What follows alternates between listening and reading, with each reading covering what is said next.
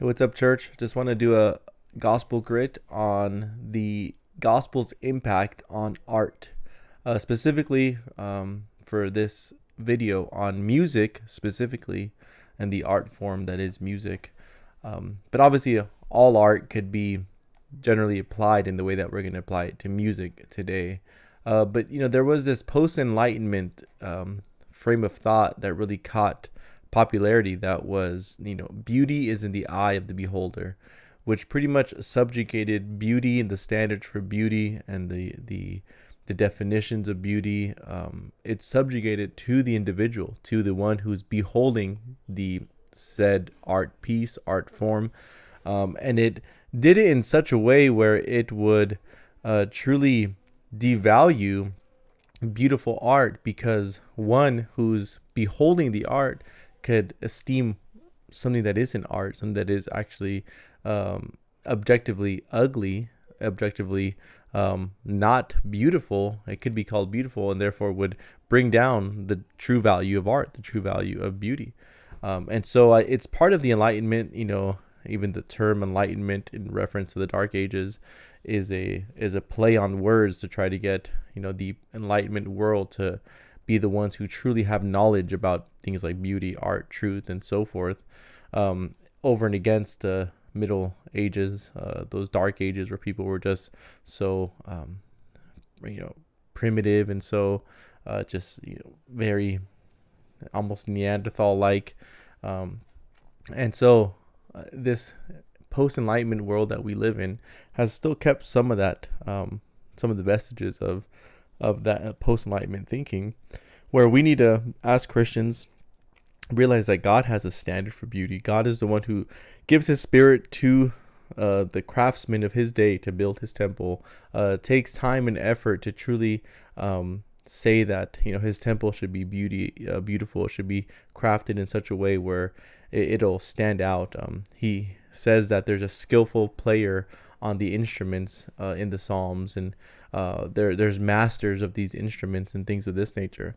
And so as we think about art and art form and beauty, we as Christians need to be able to say that there is a distinctly Christian view of art, specifically even music, that should be beautiful, that should be something that is not just following whatever the world is esteeming as beautiful, but whatever God has esteemed as beautiful. Even, I'm not a music expert, at all, but when you do trace the fingerprint of God, as it were, in music, you realize that there's mathematical things that are happening in good sounding music. There's an order that is true of all good music that you can't replicate.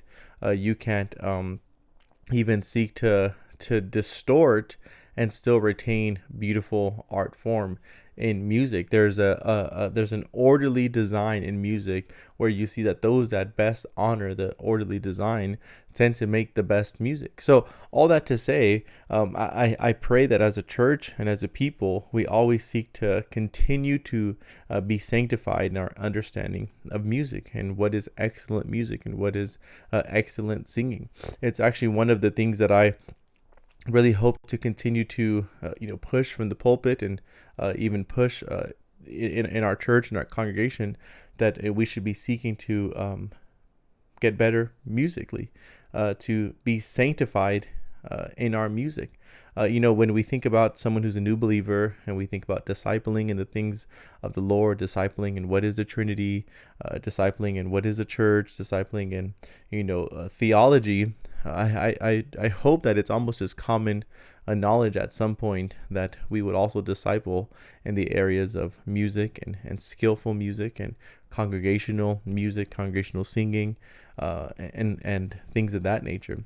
Being in Southern California and the frontier of the West, as it were, where there's not centuries deep Christianity, I think it's going to be really good for us to always seek to press the issue on getting better at music. And this will require us meeting outside the Lord's Day to sing together. This will require us possibly learning literally, educationally about music, how to sing our parts and do things of that nature. So, just take this as a introduction of the of sorts from leadership to us, our church, on us wanting to become more skillful in the realm of music. Now, yes, anyone can offer up praises to the Lord, and offering up praises to the Lord, it isn't dependent upon a skill set. But all that to say, we should continually be wanting to be sanctified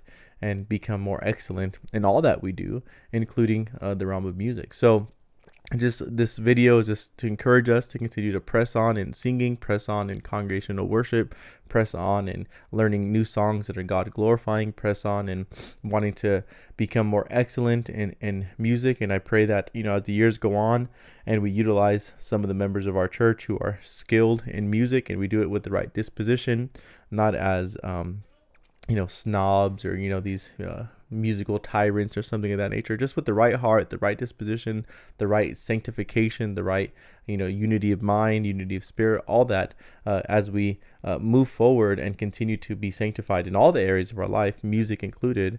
I just pray that our church would see the value in it, that we would see the value in learning new psalms, see the value in maybe learning music theory and learning how to read our parts and things of that nature. And it'll take time. We're not going to become someone we're not in overnight. We're not going to put a false expectation on ourselves that is unattainable, and it'll end up just causing more harm than good.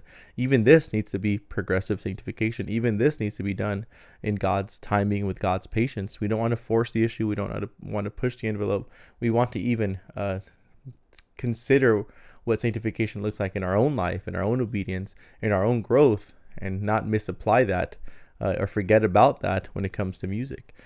That takes time as well. That takes discipline, discipline and discipleship as well.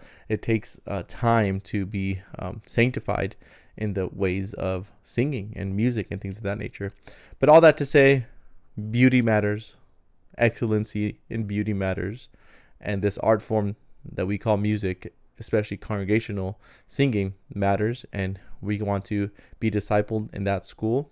And it'll take effort, it'll take hard work, and it'll take unity of mind and a heart that is patient and kind, reflecting that heart of our Father. And I pray that it will be a joyous time as we seek to become better musicians, better singers, in the unity that is displayed even in that music as we sing in one voice, with one mind and one heart to the Lord.